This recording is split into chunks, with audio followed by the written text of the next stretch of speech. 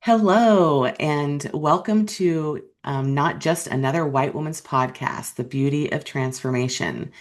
This is our podcast interviewing interesting women of all cultures and backgrounds from all over the world who share their insights about their transformations and challenges in their lives. These women have deep wisdom about life's challenges and joys and how they got to where they are today. Breaking down the patriarchy, this podcast also delves into topics that build us up as women and those who identify as women. And I am going to introduce our guest today. Do you like to be called Joe or Joanne? What would you prefer being called? Joe, most people call me Joe. Most people call you Joe. Okay, so Yeah. uh, Joe Perold is here with us today. She helps leaders and organizations make sense of complex challenges, whether they're about people, process, strategy, or change. With over 2 decades of experience, she offers grounded practical support to navigate uncertainty, drive transformation, or figure out what's happening.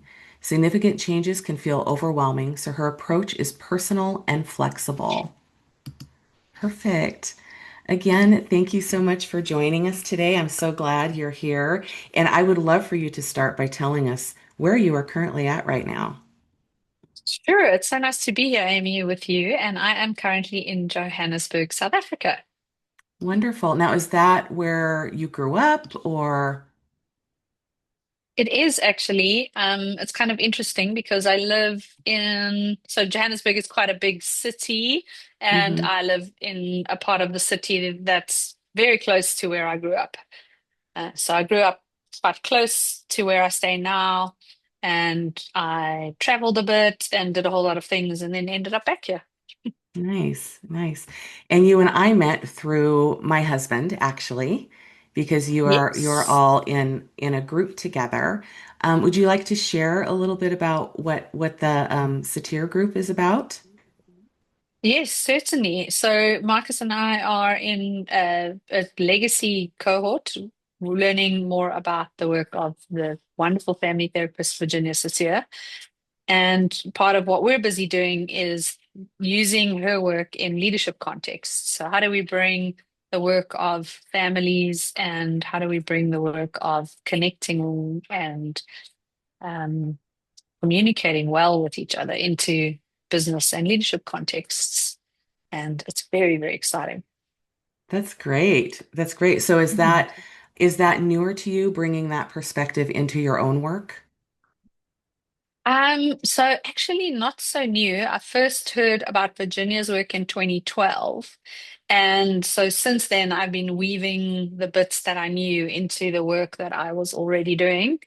And then in 2019, I wanted to deepen my knowledge. And so I learned a whole lot more. And then in 2020, I learned a whole lot more. And it just it keeps going. And I find that it's one of those things that when you learn, it's like some models are straightforward and you can kind of consume them and spit them out quite Hmm. easily. Whereas some models are wonderfully nuanced and have so many different contextual applications that the more you learn, the more you understand them, the more applications you can apply them in, the more spaces you can see that will fit for something like that. So this is one of those. The more I learn, the more I'm like, oh wow, there's more to this that I didn't see. That's great, though. I mean, I find that interesting because, like you said, some models are just more simple. You learn them quickly, but it's kind of exciting to like see changes as you use it. Yeah, Mm. that's great. And I think a lot of those changes are very personal changes as well. So using the model is an invitation to grow yourself as well, I think, and learning more about the model is an invitation to grow yourself. That's great. So it affects your own journey too, your own personal Mm. journey. Yeah, that's Mm. great. So, you do all these wonderful things that I read in your brief bio. Um, can you tell us what brought you there? Like, what was your journey to get there to where you are today? Mm, sure. Yeah, it was a very um strange and circuitous journey, I think. Yeah.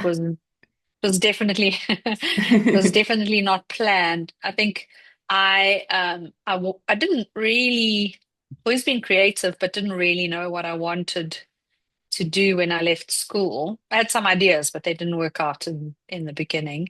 And so I ended up studying photography Mm-hmm. and then realized that actually my visual uh, I'm creative, but my visual creative, I'm not really not great visually, So I have these creative things, but I needed my visual vocabulary needed a lot more training if I was ever going to be really good at photography. And I wasn't one of those with that innate talent that some people just have, they can Mm-hmm. just work with things. So then I realized, oh dear, okay, now what am I going to do? And I went and did some traveling. So I went to the UK back in the at that time. South Africans could do a 2-year working holiday visa in the UK, where you could go and live and work for 2 years in the United Kingdom, and that was really really cool. So I went there, and I worked in pubs, and I worked with horses. I worked as a polo groom, the Oh, sport yeah. polo.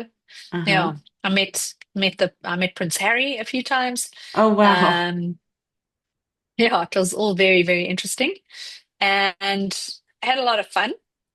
And then I traveled around Europe on my way back home. And then I came home and I needed to figure out what I was going to do. So I still didn't know what I was going to do. So I decided that I needed to go back to studying. And so I started studying a bachelor's in computer programming, Okay. bachelor's of science in computer program. And as I started studying that, I ended up getting a job in a company that made human resources and payroll software, Mm-hmm. and was quite revolutionary for its time because it was in the early 2000s, and it was one of the very first web-enabled software, which was kind of revolutionary at the time. Because Yeah, before I that, you had bet. to have applications on each person who was going to use the software had to have a separate application on their computer, on their computer hard Right. drive. And this Right. was one of the first where you could kind of put things on servers and do things across. So yeah, so I ended up there, and that was an 8-year long, very interesting journey. The company was small. I learned a lot. I did a lot of different things there. I was, in a small organization. You're you're working with clients and you're training people. And I grew up. I mentored and managed younger people. I did training for customers. I configured the system. I wrote payroll rules. I balanced payrolls. I did tax. Like Wow. yeah, you name it. Did a lot of Yeah. technical work there, which was very exciting. And I also got to travel a bit, which was fun. So we traveled up into Africa a little bit, and also to Luxembourg. We were partnering with Deloitte for a little bit in Luxembourg, which was fun. And yeah, and that was a really, really cool journey. I never finished my degree because work got too busy and it was just too hard to study and work at the same time. Yes. Yes, I get that. Um, Yes. yeah. So then then I moved, I left from there and I worked for a digital broadcast company Okay. doing as a business analyst. Yeah. So it was while I was there while I was at the payroll company where I first got my introduction to agile ways of working and Scrum. And so I started working with that because I fell in love with it as a process and as a way of work. It's humanistic way of thinking. It's simple but elegant way of organizing things and creating feedback, and just very intuitive way of doing things. And so I learned a lot about that. And so when I moved to the digital broadcast company, I took a lot of that with me and wanted to learn more. And I was at the digital broadcast company for a couple of years. That was in 2011, and I managed to get my boss to send me to this conference in Albuquerque, New Mexico, called the Okay. Amplify Your Effectiveness Conference. And it was the last one they were ever going to have. And Jerry Weinberg was there, and Esther Derby, Oh, and Don yes. Gray, and Johanna Rothman. and it just the whole thing just blew my mind. And that was when I first really heard about Virginia's work as well. Okay, And I think that's where Marcus heard about it yeah, too, because he knew Joanna Rothman yes. And Jerry Weinberg too. Yes, yes, yes, So yeah, so it was just amazing. yeah. Mm. They sound like they were And so pretty remarkable people to connect with. oh, very much so, very much so. Um, and still are. They're just so I still am lucky enough to have stayed connected with Don and Esther, more so than Johanna, but also Johanna a little bit. And they are still just magic, magic people. I learned so much from them and continue to learn so much from them all the time. And And then Jerry passed away a few years ago, correct? yes, yes, I think it's Yes. nearly 10 now, more than that actually. It's Oh, hard is to it? tell with Oh, co okay. with COVID. I know. I With can't keep track. with I know, keep track of it. yeah. Yes. Um, but yeah, I think it's probably a Been a while. maybe Yeah. yeah, maybe not quite 10, but yeah, Hmm. somewhere Yeah. around there. Yeah. Um, yeah, so and I got to go the next year. I went to PSL, which is the other thing that Jerry and Esther and Johanna did together, problem solving leadership, and I learned Hmm. more wonderful things. And when I came back from that, actually, there was an agile consulting organization in South Africa called Scrum Sense, and they took me out for dinner and said, would I come and work with them? And I was very excited. Yeah. And so I said, okay, I need 6 months because I had just come back and the digital company had really paid for my trip and everything, and I didn't want to Right. just Oh, leave for without. sure. Yes. Like, Yeah. thanks. Bye. Yes. Yeah. Yeah. So I said, listen, I need 6 months. Do you have 6 months? And they said, yeah, oh, no, we can wait 6 months for you. So I said, okay, excellent. I'll join you in February.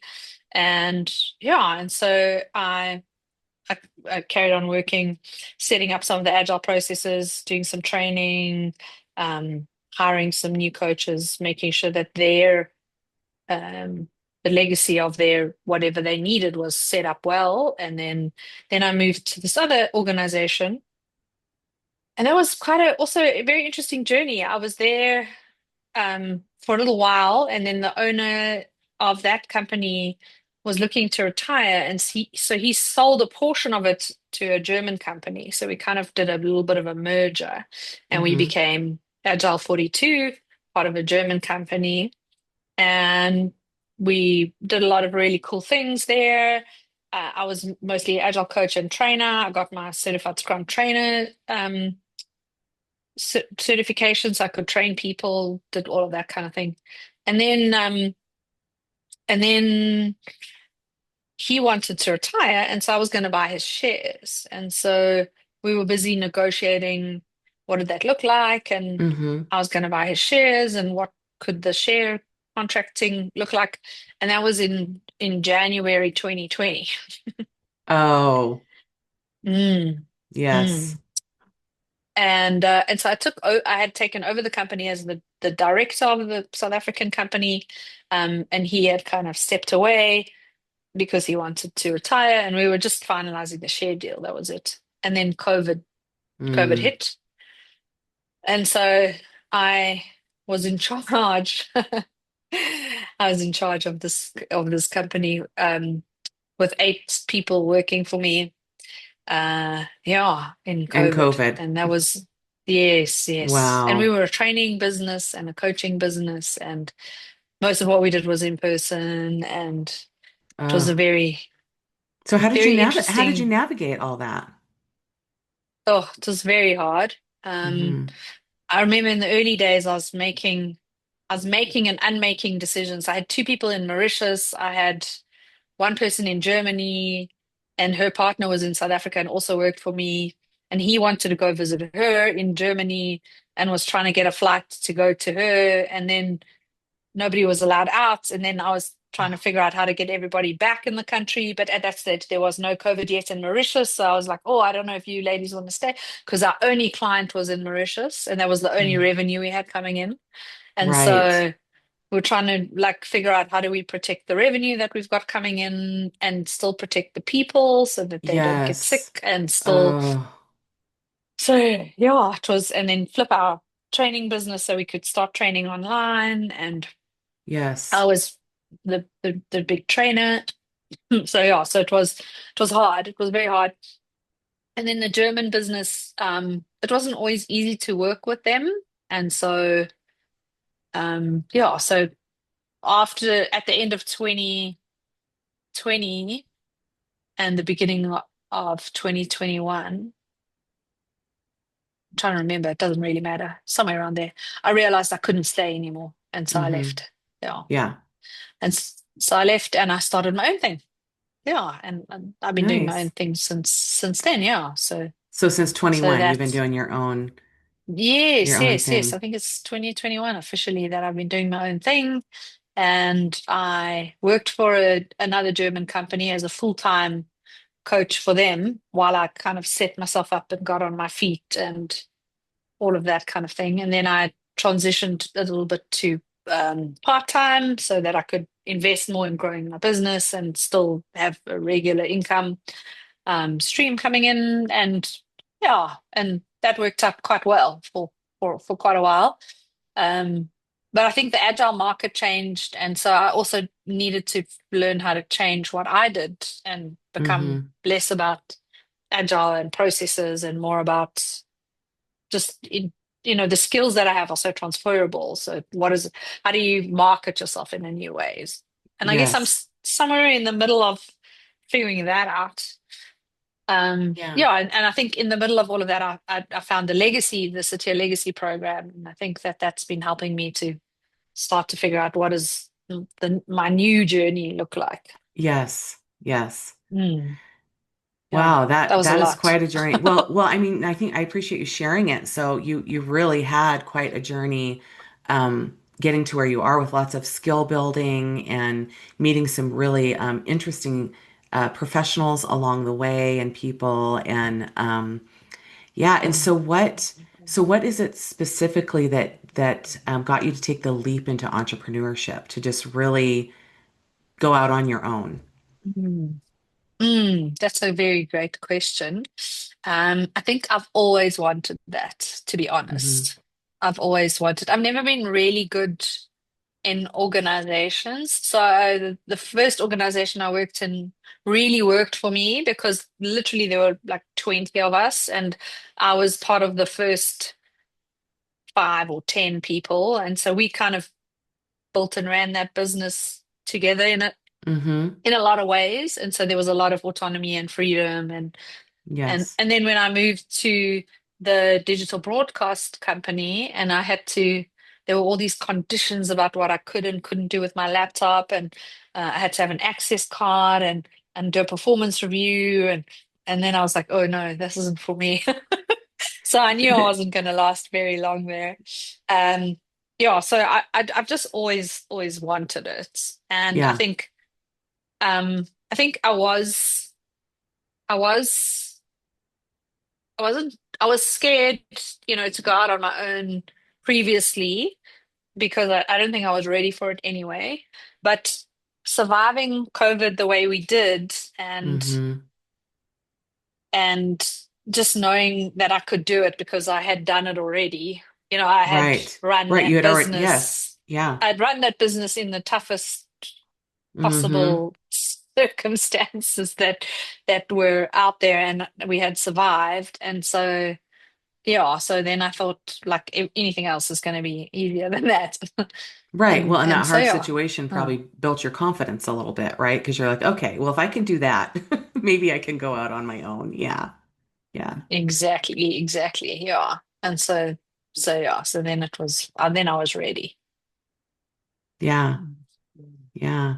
So I know that so the business that you have now, can you tell us just a little bit more about like what are you doing like right now with your business? I know you mentioned a little bit Mm. about the Satir leadership work, but what else do you have going on? Yeah, that's a great question. So working with a client that I've worked with for probably over a decade now. I've been there in just in different aspects, helping them in different ways, Hmm. um, and different parts of the organization actually. And right now, I'm just helping them to do a few things. So they're trying to change how they're working together. So like their way of work, I guess they've done some reorganized a little bit how their teams are structured and how their teams deliver. And now they're trying to embed, okay, cool. So we've got these new teams, and now those new teams need to figure out how they can effectively, what's like a good pattern for how we can deliver on our work. So I'm working with them on that. Previously, I've trained their product owners so that their product owners knew how to support those teams. And now I'm doing more of the kind of on the ground, helping the team get going in a way that makes sense for them. Yeah. Nice. So most of your work Yeah. is working with larger organizations or small ones, maybe too, organizations where you Mm. kind of help them through changes or whatever are their needs are related to organizational things. Exactly, exactly. I think what I'm busy figuring out is what actually is what is the thing that I do best that no one else can do, and how do I do more of that? So Yeah. part of that, I think, is the Satir leadership development. Hmm. I recently ran another leadership development cohort with another ex-colleague of mine. We were we called ourselves co-opetition because we were competitors, but Oh yeah, I like also that. Yeah. collaborators, so we Yes. would we would collaborate even though we would also sometimes compete in the market. And so we're Hmm. still kind of in that space, but we're working more together to figure out where to from here. And leadership development is something that we're both very much interested in. And specifically, how do we help people develop vertically, which is about most leadership development programs are really about giving people skills, so it's about kind of downloading skills. Whereas vertical development is focusing on, instead of filling up, if you have a bucket, instead of filling up the bucket with stuff, you want to make the bucket bigger. Mm. So vertical development is about increasing the capacity of people, and specifically to deal with things like paradox and uncertainty and ambiguity Hmm. and complexity, those kinds of things. Yeah, so we're both very passionate about that because we think that's what the world needs more of. Yes. Yeah. Mm. Agreed. And that Mm. importance of So like communication too, right? In these organizations, like I feel like that's a big, huge, huge, huge, yeah, huge, huge. big Yeah. thing. Yeah. Yeah. It sounds So like, oh, go ahead. no, I was just going to say you've caught me like right in the middle of a transition, I guess. Oh, that's okay. That's perfect because I think that helps, our listeners, right? If they're going through kind of a Mm. transition in their lives with their business or whatever it might be, kind of helps others to hear what someone else is going through. And one of the things that I heard you talk about too is it sounds like as a entrepreneur, and someone who's has your own business, especially when you're selling like a service, right? That Mhm. it's something to remember that sometimes you need to reinvent yourself, right? In those situations. Like you said, you're kind of making changes, trying to find out exactly, kind of what your niche is maybe. Um, Yes. yeah, yeah. Yeah. And do you feel like you've kind of reinvented yourself all the way, even before maybe you started your business, just kind of along the way? Mhm. Yeah, as you've learned new skills and It's true, actually. I think you just reminded me that in the past, those reinventions came easily because they came easily because I flowed into them, yeah, yeah, instead of trying to force the thing, it was right. just here's the opportunity and here's where I need to go. Yeah. So Yeah. I'm trying to remember the me that knows how to do that. Yes, yes. Yes, sometimes I feel like, for me anyway, I feel like sometimes, in the past, I would say, I'm not as much like this now, but in the past, when I was younger, sometimes like doing those new things weren't as scary. And yeah, Mm. and then as I got older, I was like, ooh, ooh. Now I feel like I'm a little more open, open to that. But definitely, I think there's times in our lives that we're like, ooh, this seems scary trying this new thing. It's still a little scary, but it's kind of fun too. Hmm. Yes, yes. It Yeah. is. Now, so you are busy, right? Would you say you have a very busy schedule with everything that you do? I do. I do. I have a Yeah. busy schedule. So I'm trying to change that, but yes. yes, yes. Yes. So how does your balance with the rest of your life, like your personal life, work in being an That's a entrepreneur? very, very good question. So I ended up um, having early menopause in when I was 38, I think.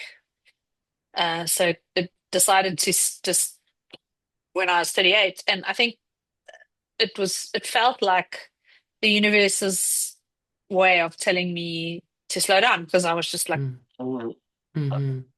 doing all the things all the time.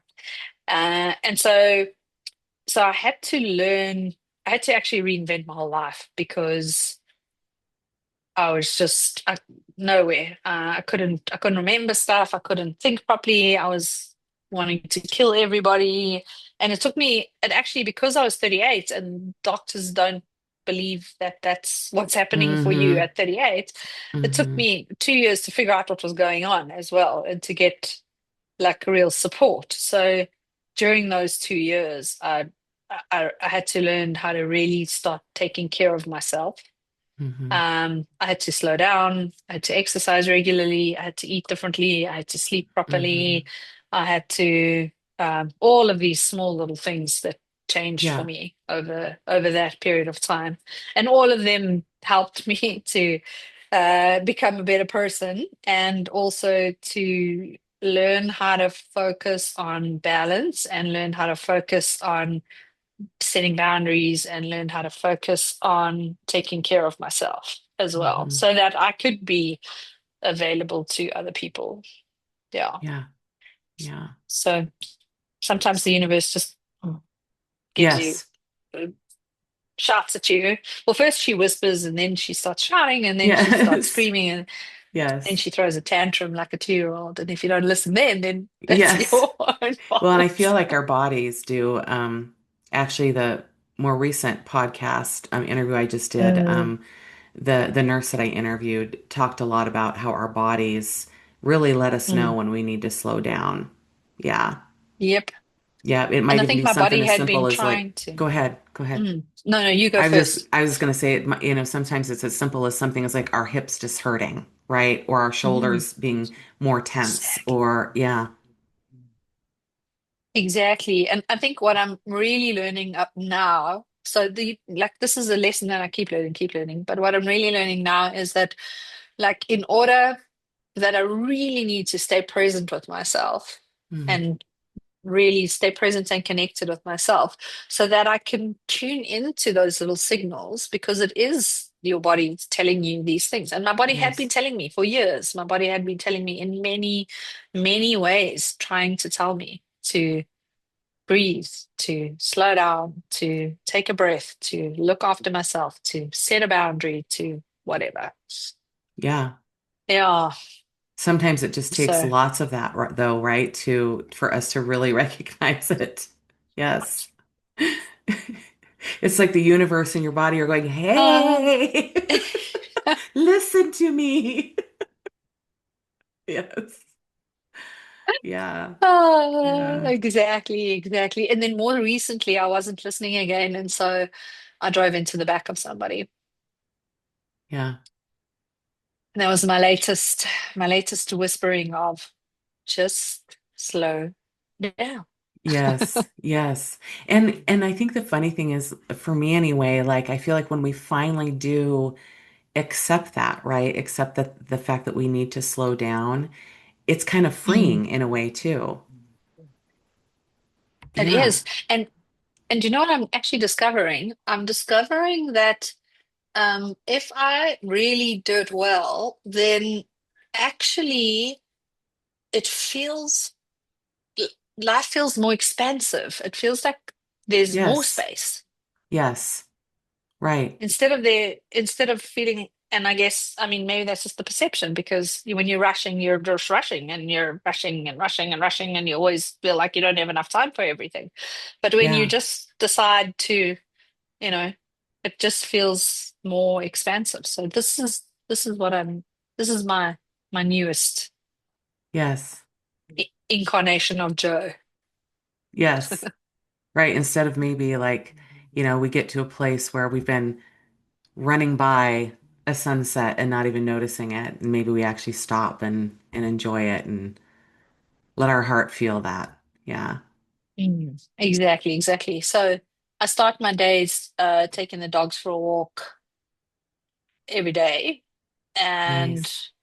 yeah, and then doing some exercise. So either Mm-hmm. the dog walk, either the exercise, or I'll do something a little bit after that, or combine things. But yeah, and try to do it in nature. This morning I went to the park, which is lovely. Mm, Otherwise, where I live, there's a nice strip, which is just great, and I'll go and listen to the birds and take the dogs for a walk and look at the flowers, and nice. oh, I love that. that's very cool. Mm. Now, I do know a little something about you about like African safari stuff. Mm. Yes, do you want Mm. to share a little bit about that? Well, one of my favorite places is being in the bush, in the Kruger National Park, and in the bush in general. And yeah, so I want to part of what I'm trying to do is figure out how do I take the work that I love and combine it with being there.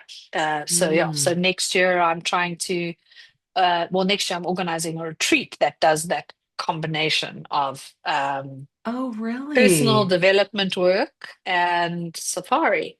Yeah. I love So, that. mm, because I think that Wonderful. personal development work requires, so nature is healing, right? There's just so Absolutely. nature is incredibly healing, and I Hmm. think that that's part of why I love being in nature so much, and I love the bush so much, is that there's so much. There's so many fascinating things to learn from It's and to see and to expansive and look at. beautiful. Yes. Yeah, everything from the insects all the way through to the little mice to whatever. Hmm. And so so there's this healing element that is already exists and you're surrounded by it. And then there's this one place in the Kruger National Park that's got no signal. So there's nothing to disturb you. And Yes. so you can Goodbye, really digital. just exactly. And so you Yes. can, and it's terrifying. The first day is like, oh, anxiety provoking and terrifying. Oh, I And bet. Yeah. then all of a sudden it's so freeing because now your phone is just a camera, you Right. know? That's all you can do with it. That's Like is great. take photos, That sounds right? lovely. It Yes. is like most of Yeah. the games don't work. That you can't phone people, you can't look at your email, you can't be Right. stressed about anything. So Yes. you just take photos, and it It's is really so unplugging. It's beautiful. truly unplugging. Yes. Yes, Yeah. yeah, and I think that I mean, I think for some people that might terrify them, but for me, that's just Yeah. 2 days of that is just so amazing. And I That think, sounds great. combining that with personal work gives people the opportunity to Hmm. actually focus on themselves, actually connect in with themselves, actually, be present with themselves. So, Wow. yeah. That's great. I love that idea. That sounds wonderful to be in nature like that. And yeah. And then also do some personal work. That's really great. And would you use kind of a satir model for that, you think? Hmm. Yes, yes, yes, Yeah. definitely. So there would be a lot of using Virginia's work. So I'm calling it Peace Within because Hmm. Jean talks about awareness, acceptance, and authorship as the first three stages of a change process. But those first three phases she also refers to as peace within. And I think that's so beautiful. And so It to is. find authorship of your life is a beautiful thing. Yes, it really is. Well, that sounds lovely. I hope I see that working out and that being part of your work. That's lovely. What a wonderful way to combine the things that you do. You Thank know, you, Amy. combine what you love, right? What you love Mm. with your professional world. That's wonderful. Yeah. Well, Thank you. thank you Oh. so much for doing this. The one last thing I would like to ask you is, do you have a piece of advice that you would like to share with other women out there that are either um, thinking about getting started in their own business or maybe in a place in their business where they're struggling and frustrated? Any kind of piece of advice just that sticks out for you that might be helpful? Mm. Um,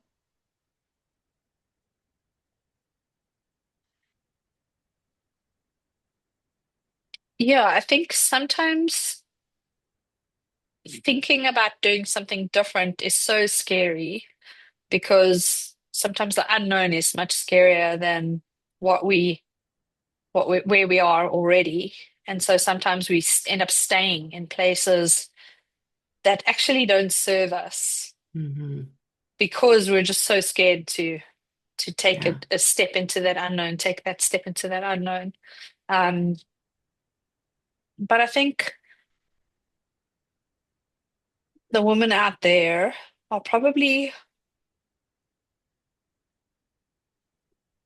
they're more courageous than they know. Hmm. Yeah. And um, and sometimes, once you've taken that first step, then the next one becomes you can start to see it. Yeah. But it's just so hard to take that first one. So we end up sticking around somewhere where we're unhappy Hmm. and that doesn't fit for us and all of those things because it's just. Yeah. So I would say, you're more courageous than you think. You're very courageous already. Just take that first step. My friend Sonia Blankenship, who is going to probably do the retreat with me, she's got this framework called ways finding that speaks exactly to that. It's like thinking about allowing ourselves to be present to ourselves and to what's going on around us can help us to see the way as we go. And so, yeah, so taking that first step, you'll see the next one, and you'll see the next one, and you'll see the next one. That's So great. take Thank you that so first much. step. Yeah. Yeah. Yeah. Taking that first step, it can be hard, but remaining stagnant doesn't get us too far, does it? Yeah. Thank you for No. sharing And that. I you'll, think that's important. Go ahead. Yeah. I was going to say, I think when we stay stagnant, our body starts to let us know eventually as well. Yes, absolutely. Yeah. Yeah. Sorry, there's Well, an ant. that's okay. Well, Joe, thank you so much. I think this is really wonderful and can be helpful to many people. It was wonderful to hear about your journey to where you are now and how you kind of transformed along the way and reinvented yourself. And I will definitely we'll chat after this about maybe getting some links from you that we can share about some things that we talked about with the viewers. So again, thank you so much. I'm honored that you gave me the time to interview you today. Thank you so much for having me. It was really, really amazing to be. I appreciate the invitation, Amy. Wonderful. Thank Think you're you. doing amazing work. Oh, thank you.